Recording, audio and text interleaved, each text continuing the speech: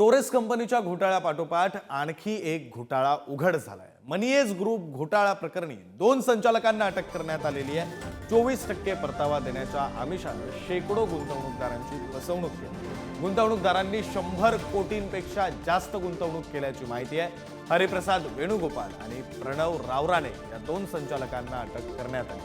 तक्रारदार राहुल महेश पोद्दार आणि इतर गुंतवणूकदारांच्या तक्रारीवरून मुलुंड पोलीस ठाण्यात कलम 409, 420, 34 आणि महाराष्ट्र ठेवीदारांच्या हितसंबंधांचे संरक्षण कायदा 1999 अंतर्गत गुन्हा नोंदवण्यात आलाय।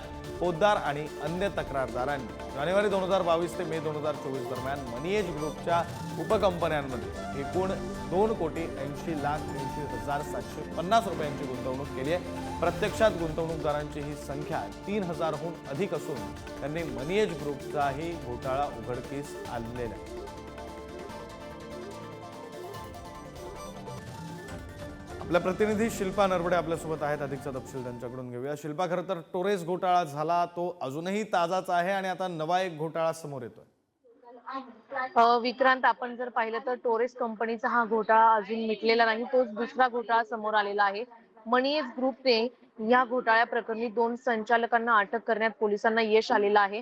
24% परतावा देण्याचं आमिष दाखवून अनेक शेकडो गुंतवणूकदारांची फसवणूक केल्याची यामध्ये माहिती समोर येत आहे। आणि विशेष म्हणजे गुंतवणूकदारांनी 100 कोटीपेक्षा जास्त गुंतवणूक या मनीएज ग्रुपमध्ये केली असल्याची माहिती मिळते। आणि त्याच अनुषंगाने एका तक्रारदाराने मुलुंड पोलीस ठाण्यात तक्रार केली आणि त्याच अनुषंगाने हरिप्रसाद वेणुगोपाल आणि प्रणव रावराणे या 2 संचालकांना अटक करण्यात पोलिसांना यश आलेलं आहे। विशेष म्हणजे जो टोरेस कंपनीचा घोटाळा होता त्यामध्ये अजून अटकेची कारवाई। बरं, धन्यवाद शिल्पा दिलेल्या या सगळ्या सविस्तर माहितीसाठी।